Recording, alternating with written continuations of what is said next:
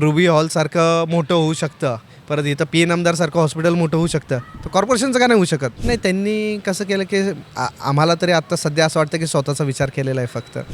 प्रशांत जगतापांच्या मागील कामावर जर तुम्ही मतदार म्हणून नाराज आहेत का? आता इथं तुम्ही बघता तर इथं प्रायव्हेट हॉस्पिटलला जास्त व्हावे, पण कॉर्पोरेशनचे हॉस्पिटल किंवा सरकारी हॉस्पिटल आपल्याकडे नाही आहेत. हा एक इथं कळीचा मुद्दा आहे. म्हणजे रुबी हॉलसारखं मोठं होऊ शकतं, परत इथं पी एन आमदारसारखं हॉस्पिटल मोठं होऊ शकतं, तर कॉर्पोरेशनचं का नाही होऊ शकत किंवा त्या सुविधा का नाही भेटू शकत?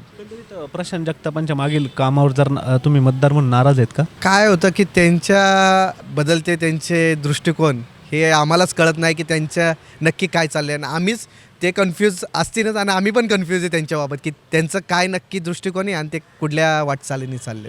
एकंदरीत मला सांगा की प्रशांत जगताप हे जे तुमचे इथले नगरसेवक होते, जे आता पुन्हा एकदा उभे राहत आहेत, त्यांनी काही दिवसापूर्वी राष्ट्रवादी काँग्रेस शरद पवार गटातून ते शहराध्यक्ष असताना मोठ्या पदावर असताना देखील काँग्रेसमध्ये प्रवेश केला आहे. तर त्याविषयी तुम्ही मतदार म्हणून तुम्हाला कितपत हे वाटतं योग्य की तुम्ही त्यांना मतदान करा? मतदान आता मतदान असं काय म्हणजे सांगू शकत नाही. येणारा काळ हा त्यांना त्यांनी प्रवेश केला आहे त्या पक्षामध्ये, तर त्याबद्दल जनमानसामध्ये काय भावना आहेत? नाही, त्यांनी कसं केलं की आम्हाला तरी आत्ता सध्या असं वाटतं की स्वतःचा विचार केलेला आहे फक्त. बाकीच्यांच्या काही जण त्यांच्यासोबत होते, त्यांचा पण त्यांनी विचार करायला हवा होता, जो की विचार झाला नाही आहे, हे पण आमची भावना आहे. तर आपण ह्या सर्व तरुणांच्या भावना या ठिकाणी समजून घेतल्यात. असे तीव्र शब्दात त्यांनी भावना व्यक्त केल्यात. अनेक प्रभागात आम्ही जात राहू आणि अशीच माहिती तुमच्यासमोर आणत राहू. अशाच अपडेटसाठी पाहत राहा पुणे लोक.